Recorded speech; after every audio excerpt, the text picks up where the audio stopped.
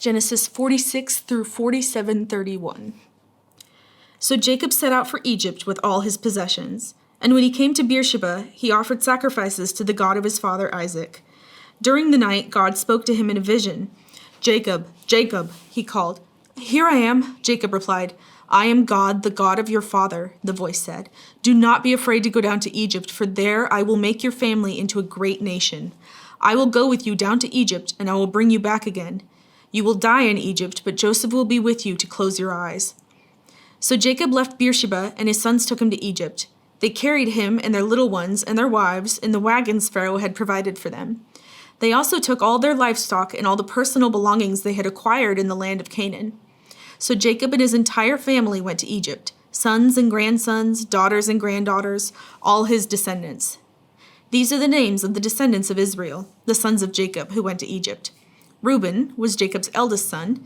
The sons of Reuben were Hanok, Palu, Hezron, and Carmi. The sons of Simeon were Jemuel, Jamin, Ohad, Jachin, Zohar, and Shaul. Shaul's mother was a Canaanite woman.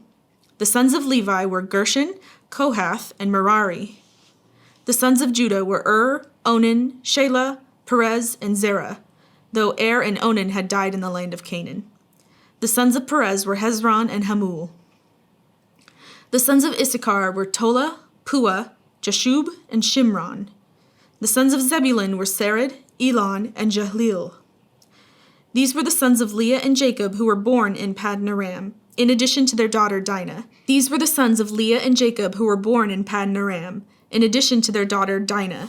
The number of Jacob's descendants, male and female, through Leah was 33. The sons of Gad were Zephon, Hagi, Shuni, Esbon, Eri, Arodi, and Areli. The sons of Asher were Imnah, Ishva, Ishvi, and Beriah. Their sister was Sarah. Beriah's sons were Heber and Malchiel. These were the sons of Zilpah, the servant given to Leah by her father Laban. The number of Jacob's descendants through Zilpah was 16. The sons of Jacob's wife Rachel were Joseph and Benjamin. Joseph's sons, born in the land of Egypt, were Manasseh and Ephraim. Their mother was Asenath, daughter of Potipharah, the priest of On. Benjamin's sons were Bela, Becher, Ashbel, Gera, Naaman, Ehi, Rosh, Muppin, Hupin, and Ard. These were the sons of Rachel and Jacob. The number of Jacob's descendants through Rachel was 14.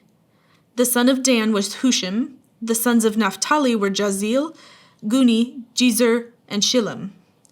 These were the sons of Bilhah, the servant given to Rachel by her father Laban. The number of Jacob's descendants through Bilhah was 7. The total number of Jacob's direct descendants who went with him to Egypt, not counting his sons' wives, were 66.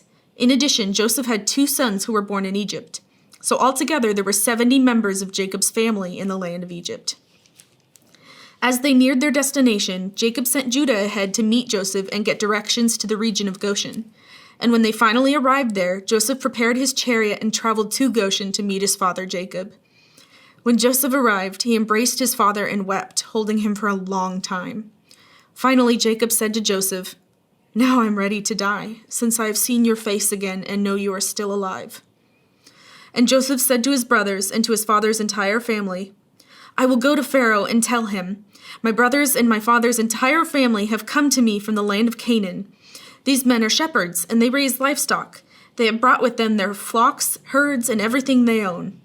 Then he said, "When Pharaoh calls for you and asks you about your occupation, you must tell him, 'We, your servants, have raised livestock all our lives, as our ancestors have always done.'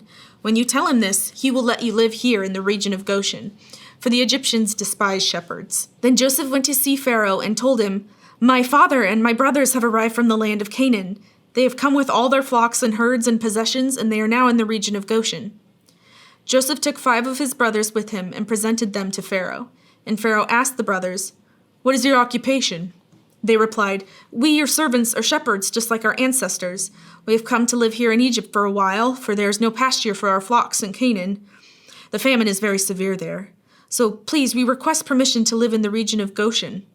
Then Pharaoh said to Joseph, "Now that your father and brothers have joined you here, choose any place in the entire land of Egypt for them to live.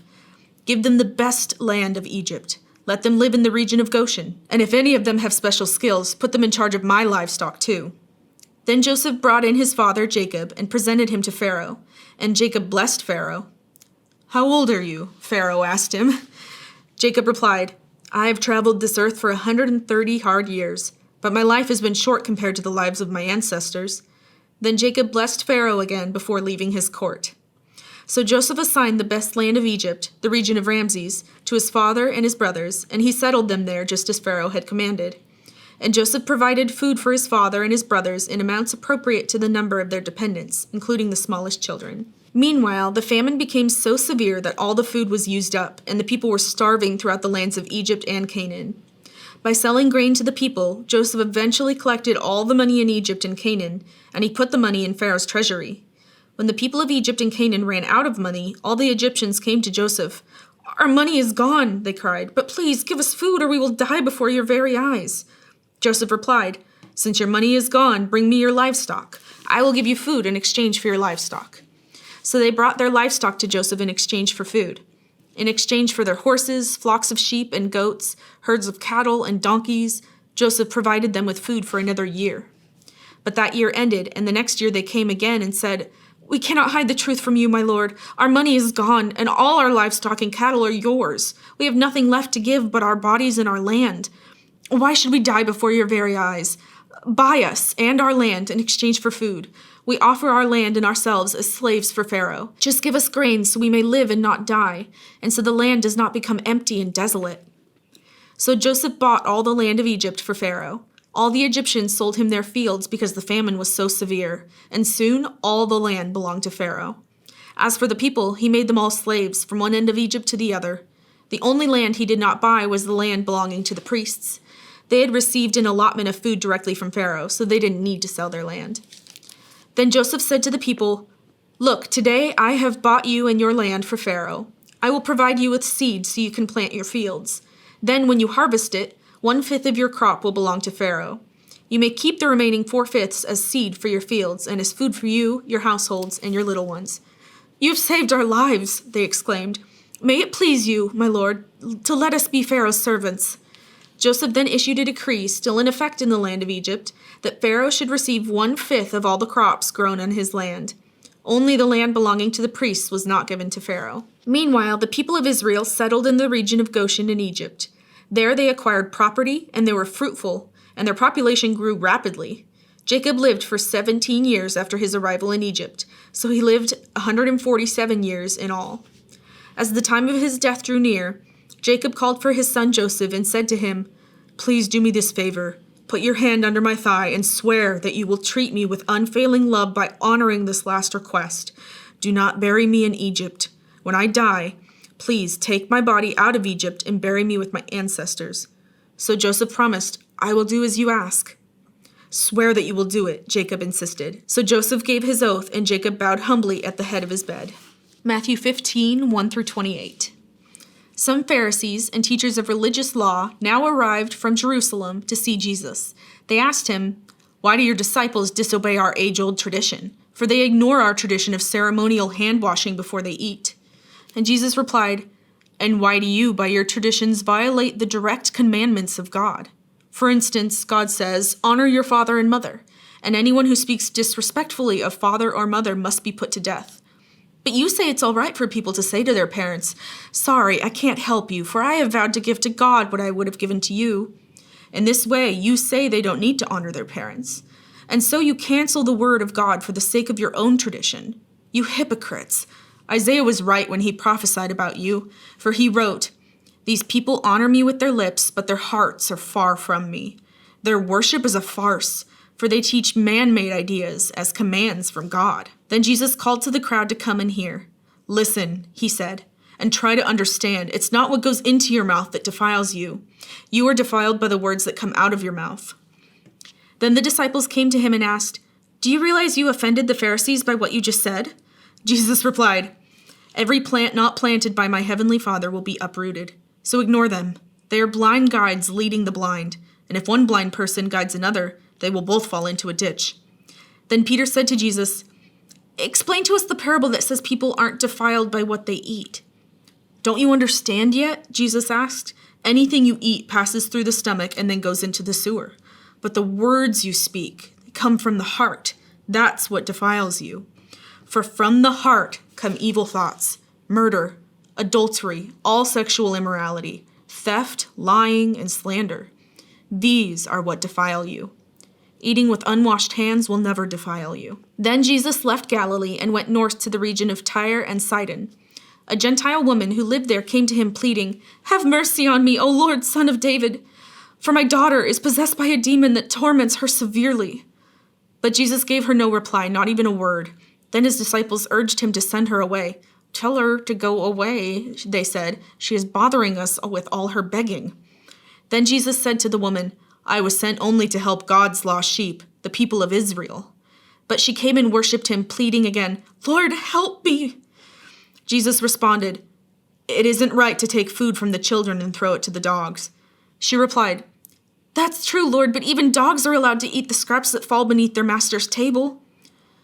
"Dear woman," Jesus said to her, "your faith is great. Your request is granted." And her daughter was instantly healed. Psalm chapter 19.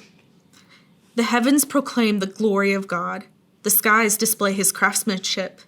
Day after day they continue to speak. Night after night they make him known. They speak without a sound or word. Their voice is never heard. Yet their message has gone throughout the earth, and their words to all the world. God has made a home in the heavens for the sun. It bursts forth like a radiant bridegroom after his wedding. It rejoices like a great athlete eager to run the race. The sun rises at one end of the heavens and follows its course to the other end. Nothing can hide from its heat. The instructions of the Lord are perfect, reviving the soul. The decrees of the Lord are trustworthy, making wise the simple. The commandments of the Lord are right, bringing joy to the heart. The commands of the Lord are right, bringing joy to the heart. The commands of the Lord are clear, giving insight for living. Reverence for the Lord is pure, lasting forever. The laws of the Lord are true, each one is fair. They are more desirable than gold, even the finest gold. They are sweeter than honey, even honey dripping from the comb. They are a warning to your servant, a great reward for those who obey them. How can I know all the sins lurking in my heart? Cleanse me from these hidden faults. Keep your servant from deliberate sins. Don't let them control me. Then I will be free of guilt and innocent of great sin. May the words of my mouth and the meditation of my heart be pleasing to you, O Lord, my rock and my redeemer. Proverbs 4:14-19. Don't do as the wicked do, and don't follow the path of evildoers. Don't even think about it. Don't go that way. Turn away and keep moving. For evil people can't sleep until they've done their evil deed for the day. They can't rest until they've caused someone to stumble. They eat the food of wickedness and drink the wine of violence. The way of the righteous is like the first gleam of dawn, which shines ever brighter until the full light of day. But the way of the wicked is like total darkness. They have no idea what they are stumbling over.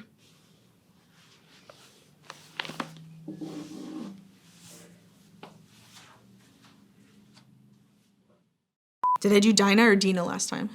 Dinah, okay. Now arrived from Jerusalem.